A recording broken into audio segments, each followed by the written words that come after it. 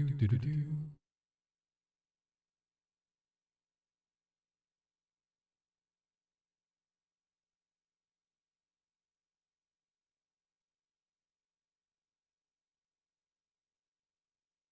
Getting a few things last minute set up. So I can see everything. Looks like everything's good there. Means it should be good on Facebook and YouTube. And of course, as always, if somebody wants to join, they're welcome to do so. We're just talking about some general sound engineering stuff for voices today. It's I guess it's one of my pet peeves when I go to a show. I mean, I can't run. I mean, I could run sound, but I can't do the whole legwork and driving since I got sick. But I can do a lot of other stuff. My ears, most of the time, still work pretty good. My dad would argue with you, say that I don't listen or I can't hear, but I assure you, I do okay. At least I did okay. I'm going to try and keep this over to the side so I can see if somebody chats.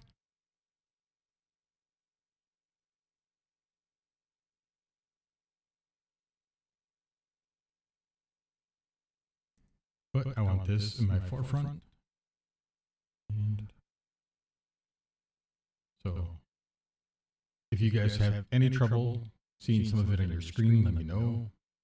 I am kind of tooling it around here right now. I'm using FL Studio so I can hopefully give you guys a kind of a presentation so you guys can see a visualized quality. I'm running one mic in stereo. I have, if we were to look over on the right side here,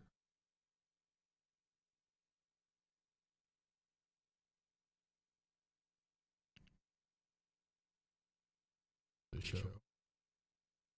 Move this.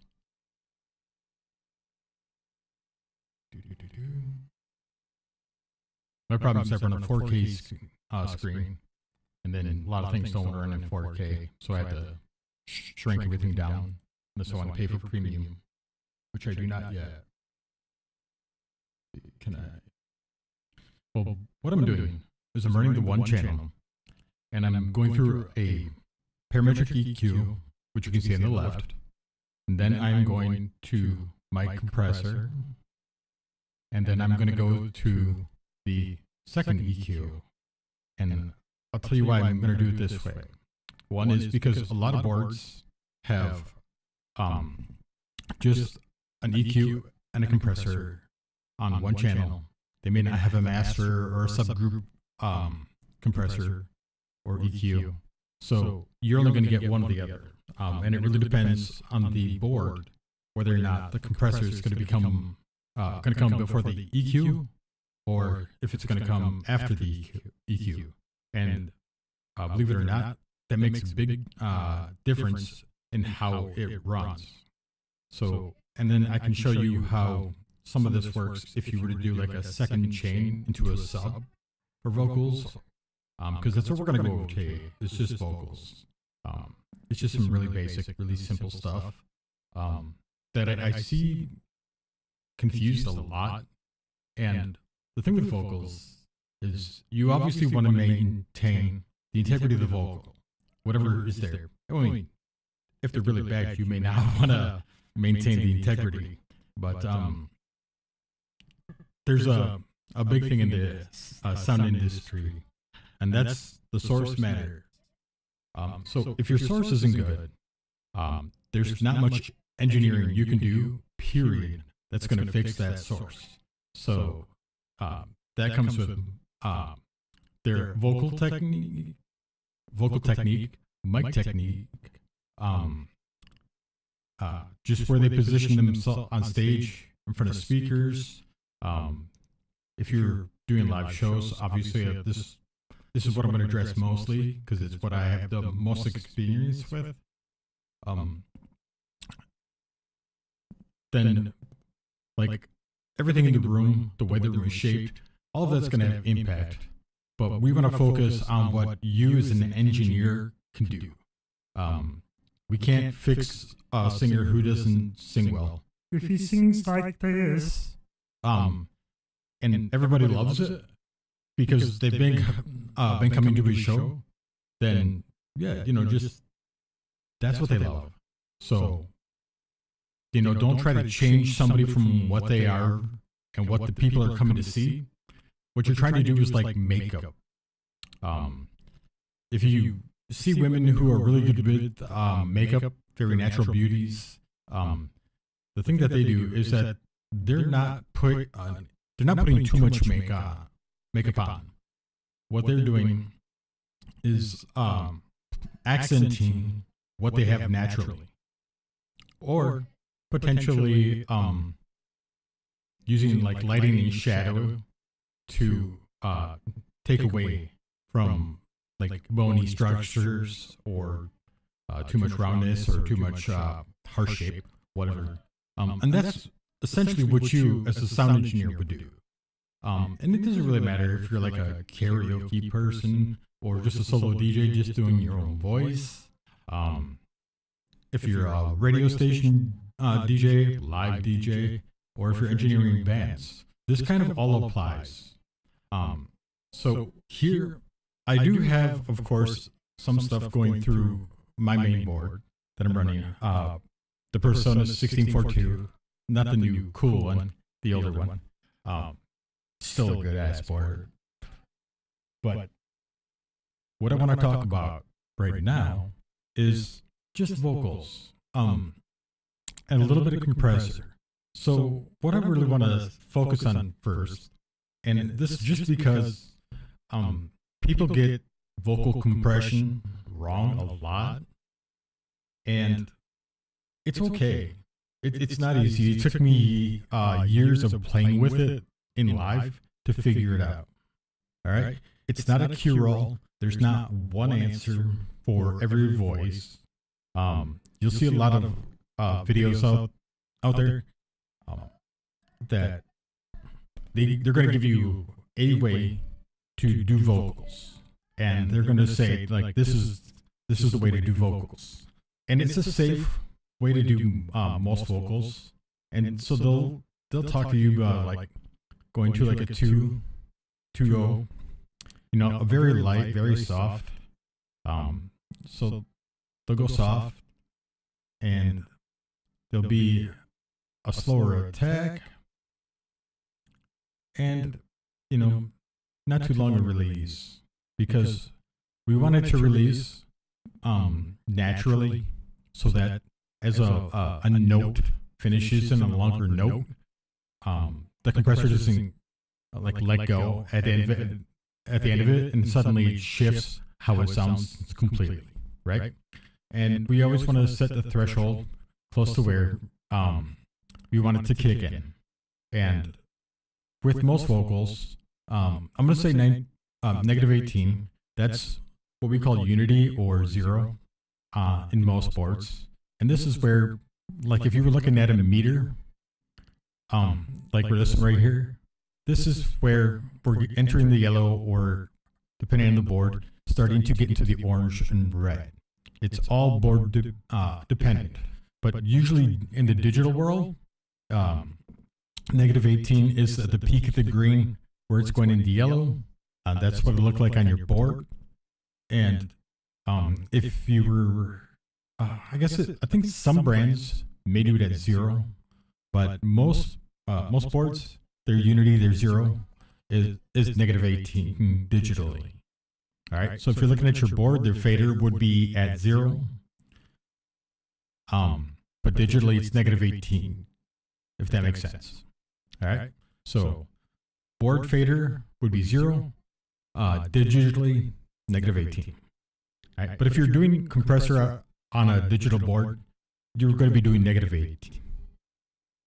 All right. So this is just a little bit of general compression.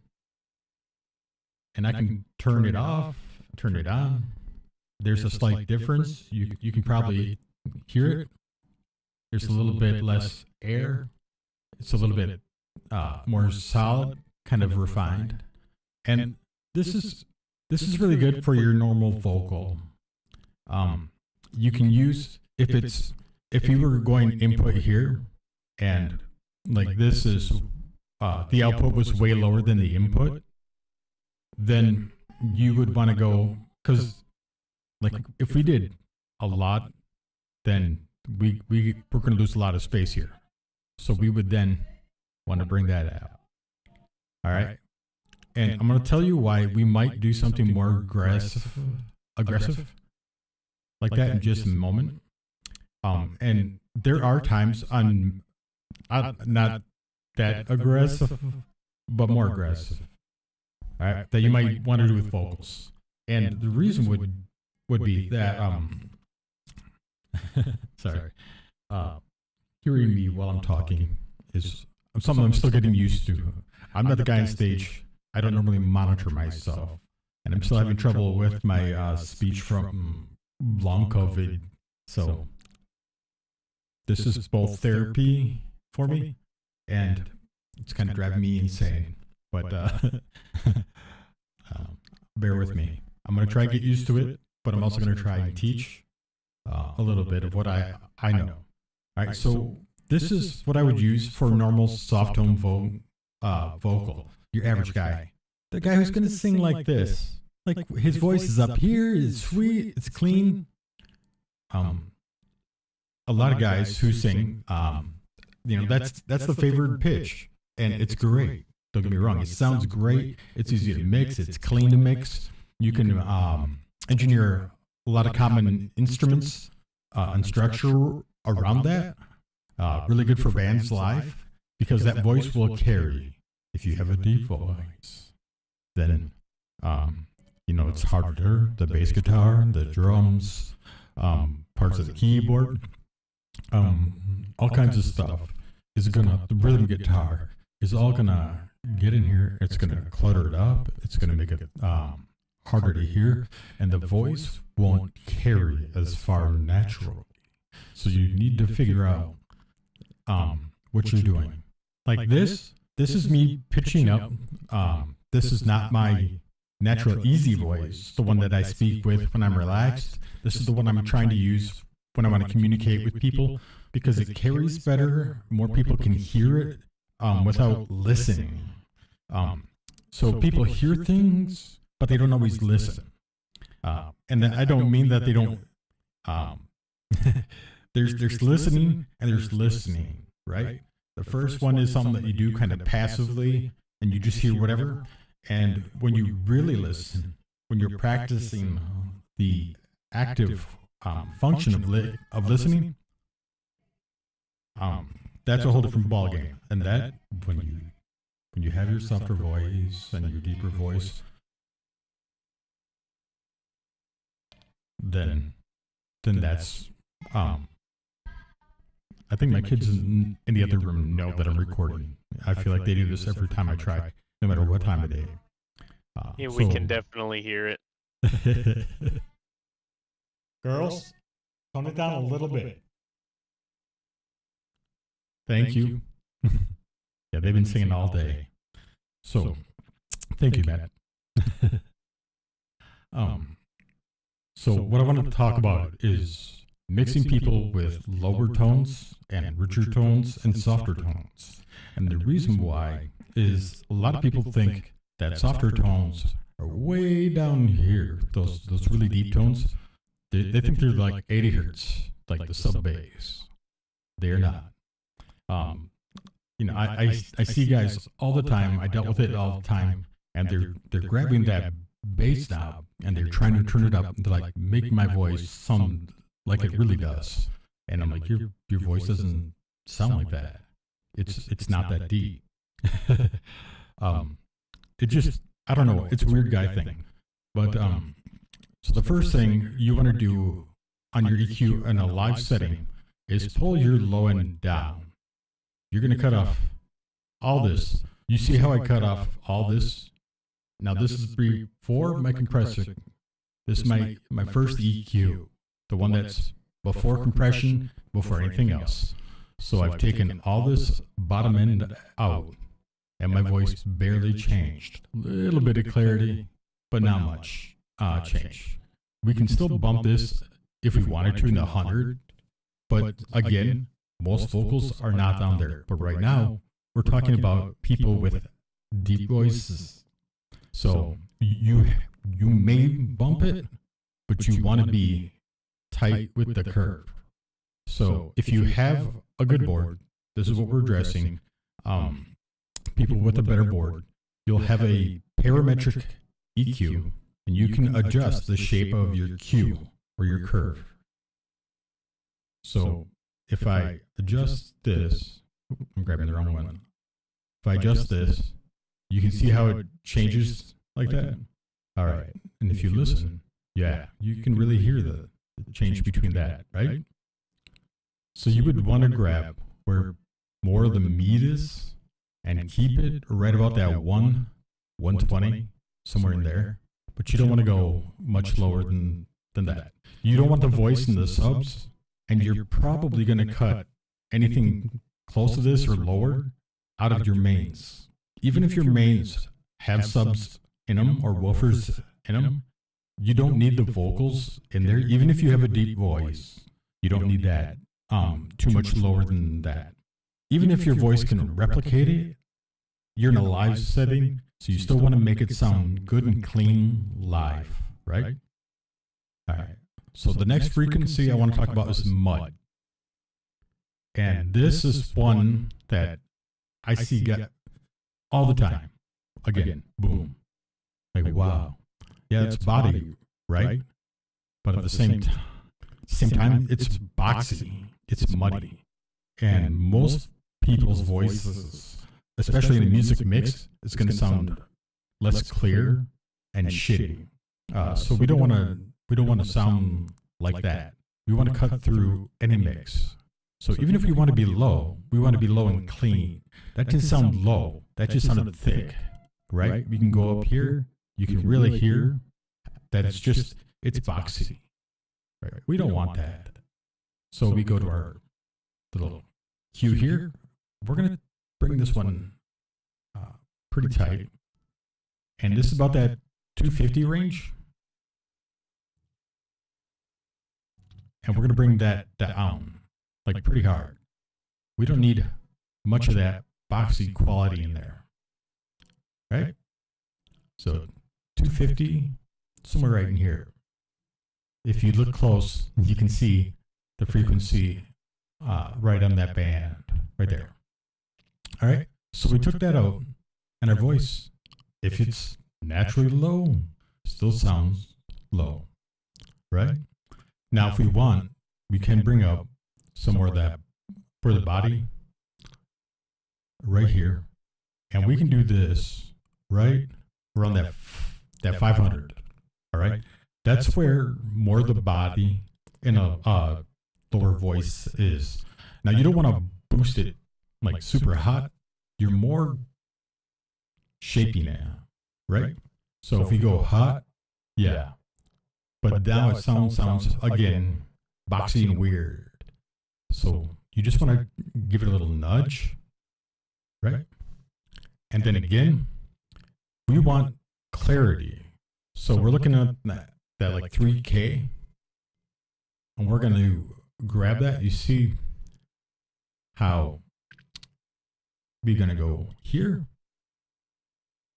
and we're just going to give it a light brush, all right? And now my voice, you can hear more of the clarity when I'm talking. So what this is going to do is make the speech more intelligible. Like the bass is still here. If I'm singing like ain't my fault. God damn. Speech is hard, especially after long COVID. But yeah, now it sounds English is difficult. now it sounds clear, and you can bring up the high end. So if you got a deep voice, you could bring up the high end, but you always want to watch this live. The reason being is on stage, like cymbals, just any ambient noise from the front of house or stage monitors can feedback really easy in there. So again, you could just take this and just cut it, but boom, because a lot of people aren't going to have much in here that you really need live. See, like way back here, the voice didn't change much. And if I'm singing D, then as you can see by the color patterns, there isn't as much past here. So we can cut or sculpt away a lot of that high end, and we still have the clarity in the speech from here. We still have the body here. We still have the low end here. If we wanted to, we could go up, but I'm going to show you then on the compressor how we make this even better. Because what a compressor is going to do afterwards, it's going to trigger off the sound that's made by the sound after the EQ. All right. So I want to trigger this a little bit lower because a deeper voice isn't always going to be gained as hot. Or if I'm talking like this when I'm checking, I'm singing loud, and then I go to a deeper tone, that's going to be decibels lower on the input. So I need my threshold to trigger on the low voice, not the high voice. Now, the high voice would still trigger it, obviously, much earlier, but we want to deal with the low voice. We're not going to compress for the sound that we don't need it on. We want to compress it for the sound that we really want, that singing voice, that low singing voice that we're going to set this up for. That's why we want to use it. So that's what we're going to actually EQ and do the settings and everything for. You can always hear later when I talk like this, or when the guy would talk in between or do a different song that's higher pitch. You can still hear that. It's still going to sound fine. It's still going to come through, but we want to set it up for the deep sounds that we need it for. And what I'm going to do here is bring this way up. I like it around 10 to 12. You can go heavier or softer, but I like it heavier. And I want it to be aggressive so it picks up right away. And then we'll use that makeup gain to bring it back up. All right. So now the difference between off, check 1, 2. Is it not turning off? There, 1, 2, 1, 2, 1, 2, 1, 2, 1, 2. All right. So I don't know if it was turning off. Let me see. I hate to reset it, but may have to.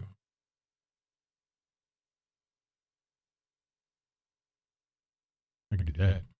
Check 1, 2. Check 1, 2. Yeah, that's better. So you can go on and off this way on this. Okay. I'm still learning how to use this through FL Studio. I'm not used to using something like this for it. But I wanted to give you guys the ability to see it visually. So this is my voice EQ'd. This is my voice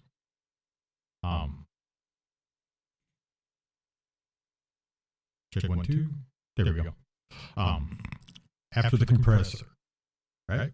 So if you look right here, you can see quite a bit of difference. Like there's still a lot here. It's shifting. We're gonna 1, 2, 1, 2. So I don't know if you're catching that, but you can see the difference in how it's lighting up, how clean it is, how clear it is. And then we'll go without it. So check 1, 2. Of course, they should look pretty much identical then. But check 1, 2. You can kind of hear the difference. You should be able to hear the difference. And there we go. I'm going to bring it back up. And it's just going to feel a little bit more solid, a little bit more rich. And that's what we really want. And then we can bring up the release a bit, make it slower. That way, it's really holding those, because if you're low, it's going to hold those notes longer for you. So as your low voice is still hanging in there, but coming down, it's going to still be clamping on and holding it longer. So it doesn't let go before the note does, even though just because the input level is lower than your natural sound, right? So it may not be tripping the threshold on the compressor anymore because it's that quiet, but the compressor will hang in long enough to still bring it up. All right. So that's what we want to do there. So if you have a deep voice or a guy with a deep voice and you want to make his voice really stand out, the low end stand out, this is what you want to do. You want to get that threshold lower. You want to bring that ratio up, very aggressive, like you would with a kick drum or even a bass guitar. You can go hotter than this. Some boards go up to 20. So, play with it, see what sounds good to you. I personally like between 10 and 12, like I said, to 1. And what that means is for every decibel it would go up, it's going to take like 20 decibels to go up 1, right? But that's okay. It's going to squish it. But we can bring that up with this.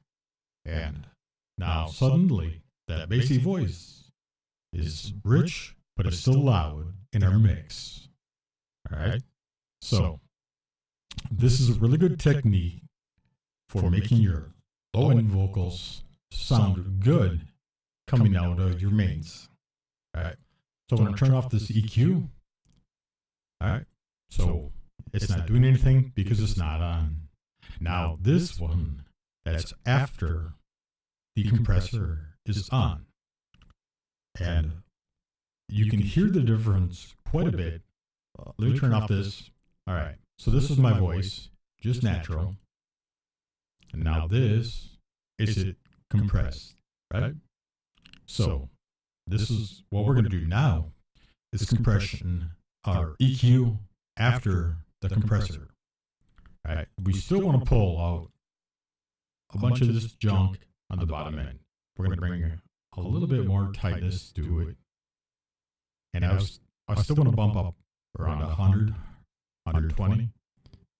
And the reason I like that, it's got a little wind, little body. But now we have that woofiness. That's too much. So we're going to come down to that 250 area. That's mud. And 250 with almost every vocal out there is an area that you can cut because it's mostly mud. Now, don't get me wrong. If you're doing like something like this, where you're just talking, you're like, hey, right now we're reading Moby Dick, Captain Ahab on his ship. Like some people might like that. This was like that nighttime radio kind of smooth quality. But in live music, this is going to sound more muddy. And you've got all of the other instruments and sounds, and we need to make the vocals stand out. So we have to pull out frequencies that aren't good for that. So we're going to bring this way down. And then we're going to bring this down. All right. Big cut. Boop. All right. Now we can play with it. We can scoot it around. Most boards nowadays, you can do this. If you have parametric EQ, some analog boards, you will have a mid-range or a low frequency knob tied to a second knob. And that one allows you to choose your frequency. And that's kind of doing that, but it's not allowing you to shape how narrow you do this. So it's going to be closer to this more natural. So you would be doing this, but that's still not terrible in a lot of things. It's better than nothing. But for low voices, we do want to notch pretty tight. And we want to make sure we're isolating those mud frequencies just to take a little bit so that we have, there it is, a little bit more clarity. And then we're going to take that 3K and bump it just a little bit, just enough. There we go. To get that little shine, that little clarity. And then again, because of the room in a live setting, we're going to want to probably take that higher end and cut a good amount out. That, somewhere above, depending on your vocalist, around like 7 to 8K, 10K, 10K, and up. This isn't a studio. You're doing live sound in a studio. You can do fun things in that area, get that brassy, shiny kind of quality to it. But in a live setting, that's so much ambient cymbals and so much other sound that's going to risk potential feedback, sibilance. Yep, those harsh sounds that almost nobody likes. So we're going to take that and pull it way down.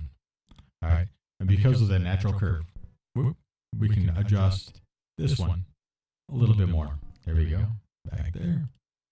All right. So this is the compressor, and then the EQ. So, all right, no EQ whatsoever. And then EQ before compressor, which is a lot of boards are going to be the compressor before the EQ, I believe. So it'll be the other way. But you still have boards where you have the EQ before compressor. And like the X32 has the option to adjust your signal chain for each channel. So you can put your EQ before or after. And there's a good reason to do that on drums and vocals and guitar and bass.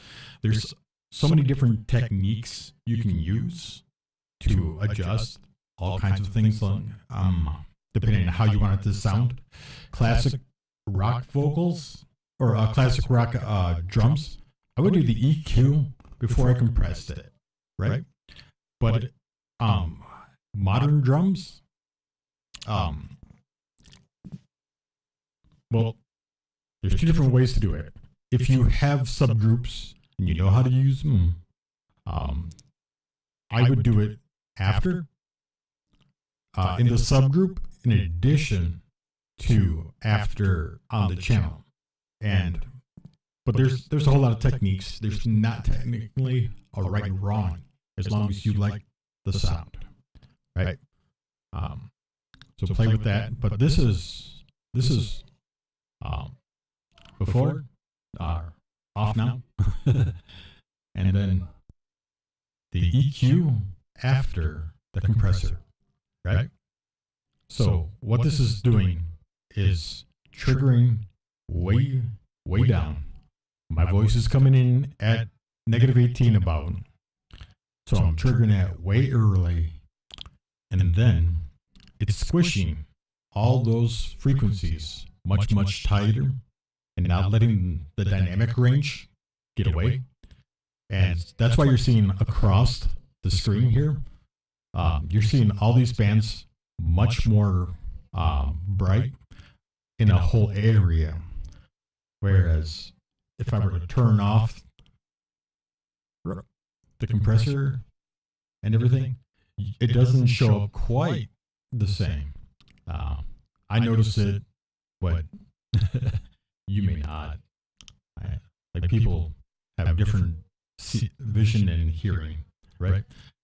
So, and then what we can actually do on a lot of boards that are more modern, like the X32, the Wing, M32s.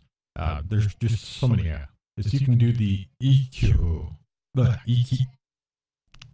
Sorry, let me pause my brain. Reset. You can do the EQ before the compressor.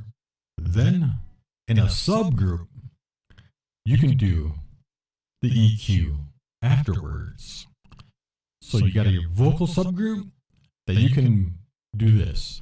Now, the reason this is really cool is because you have this individual's vocal that's compressed for him, right?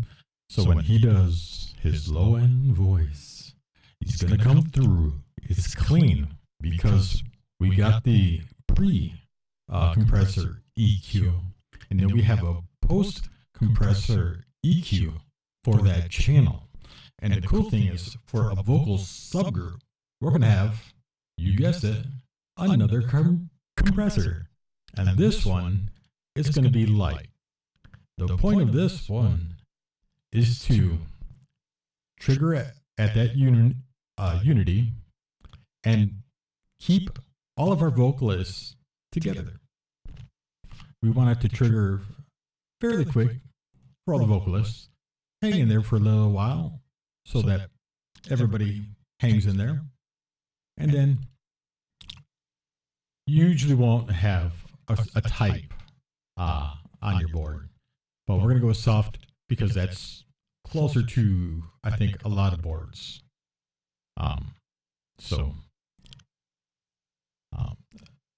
And then we may nudge the makeup just a skosh.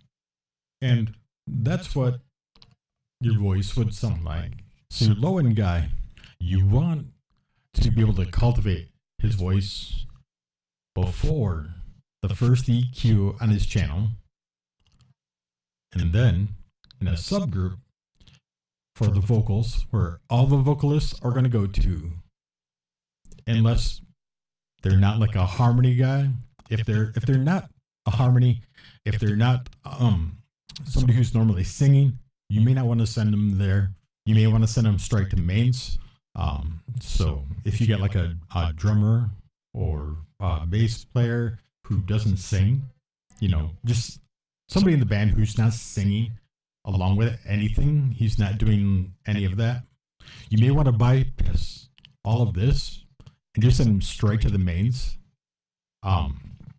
with his own settings, just on his own channel. So just his own channel stuff and not in the subgroup at all. So keep that in mind. Not everybody who uses mics, using mic, needs to go to the vocal subgroup. Only the people that are usually singing together or are going to benefit from the extra processing are needed in there. God damn. It's not this. I speak like this a lot. So it's just me dealing with the neurological after effects of COVID. It drives me nuts. Anybody who knows me knows that before I got COVID, I was really fast speaking.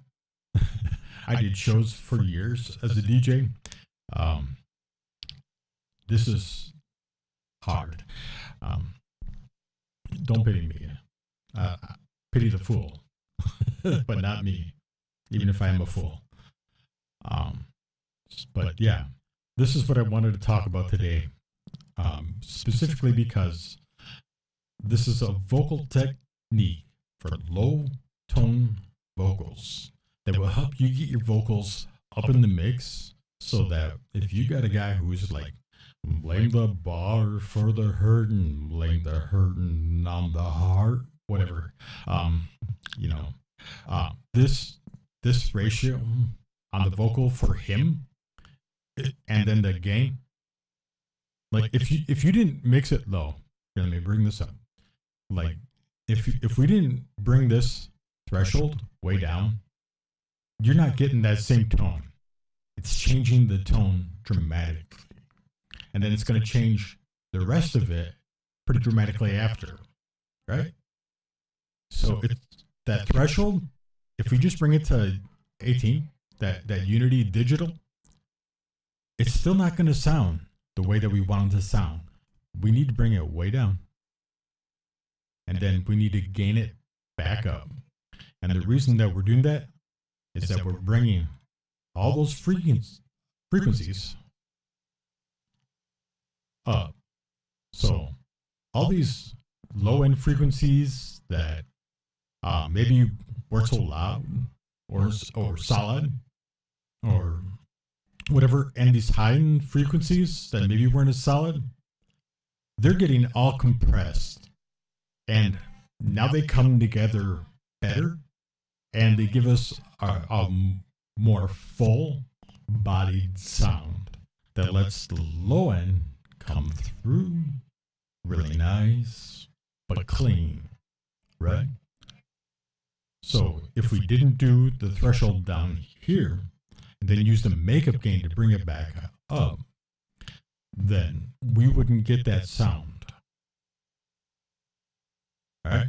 So yeah, it would still sound low because we've done the EQ work, we've done everything else, but it's not going to sound as full, and it's not going to carry that same clarity, and it's not going to come over the mix where the vocal needs to be.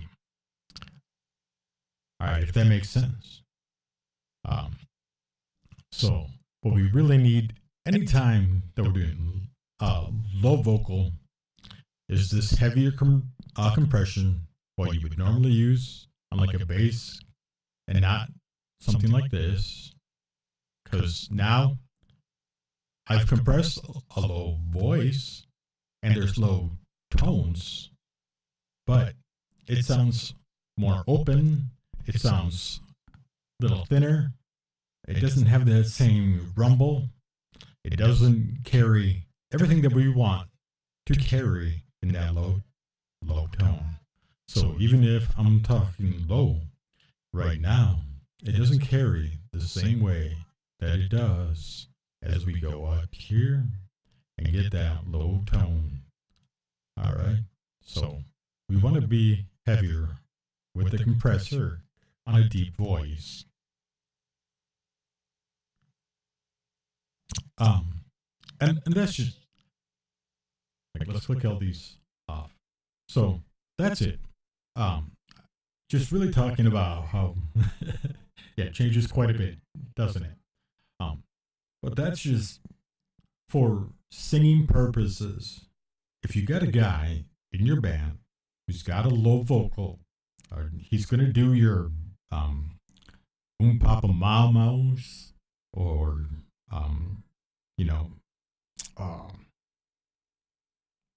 use your bass harmony or use your bass lead vocally.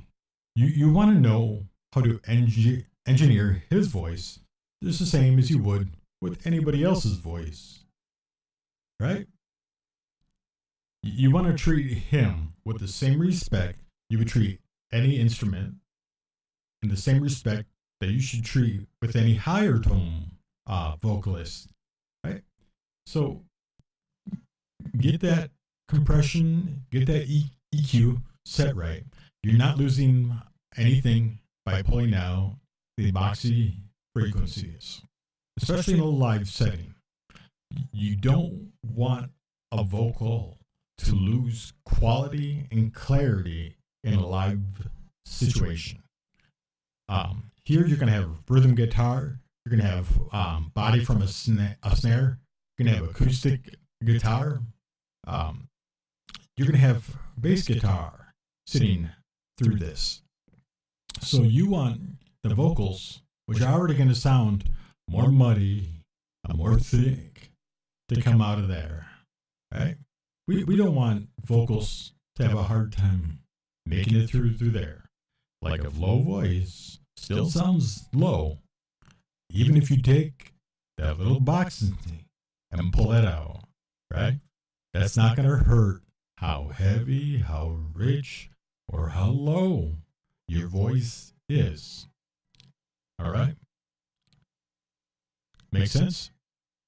Now, I'm going to show you something even crazier. If you don't have much low tone, you can pull way more out of this low end. And you're going to survive just fine. Boom. Right?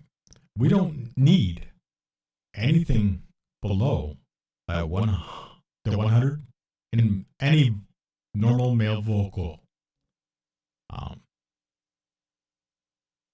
We don't need any of this. We can pull a lot of it down, and we're going to just look for shaping, a little bit of body, just the texture of the low end. But we still want our voice to be clear and to be whatever it may be. And then our compressor is going to be really soft, and we're going to bring all those really back, and that's going to be much more natural. We're still going to kick it in at that negative, like 18, negative 16 area, somewhere in unity, and maybe 2.5 at most for a male, for the high tone male. And that's really all you need. We don't need to cut or to have too much low end in there, because most male vocalists are going to sing somewhere in here or higher. And we don't need any frequency that's not adding to his singing tone. So we could pull down there, and if you wanted to add some mid-range males, you're going to be in like that 800 maybe, and that's it. You're not getting all this bass, the sub frequencies that would rumble a subwoofer. You don't need those on a male vocalist, especially a live male vocalist. You're not using him to push your subs, all right? So we're going to talk about that in a future one, where we really show off how to clean up your mid and high tone male vocals. The reason I want to address that is because I've been hearing craziness, honestly, where people have been like doing stuff like this, where like it's really hot in the high end, or they'll gouge like the bottom way too much. And now, sure, the high end sounds really clean, but now you can hear when I do sibilants, it's already we're generating more sibilants. And then sometimes you get people who still want to create. Like if I'm talking like this, here, I will turn up my cut on my board. So, this guy doesn't have any low end on his vocal, right? Very thin. And they're like, well, we're gonna make it. And then it sounds boxy, it sounds weird. Like, no, if it's not there, cut it out. Like, you can't give somebody frequencies that aren't there. All you can do is enhance the vocalist as they are. So we'll talk about enhancing what's naturally there in your average vocal next time. All right. So thank you for bearing with me. If you watch this, I hope you learned a little something about how to mix vocals. If you did, then somehow you're a genius, and you definitely understood more than most people. Mostly because it's coming from me, and obviously my communication right now isn't super great. I can think, I can write. Speaking is broken. Well, this is my therapy for that, and hopefully I get to keep using this to do that. If there's anything you would like me to talk about as far as like engineering, feel free to let me know, and I will be happy to speak on it and try to help people understand how it works.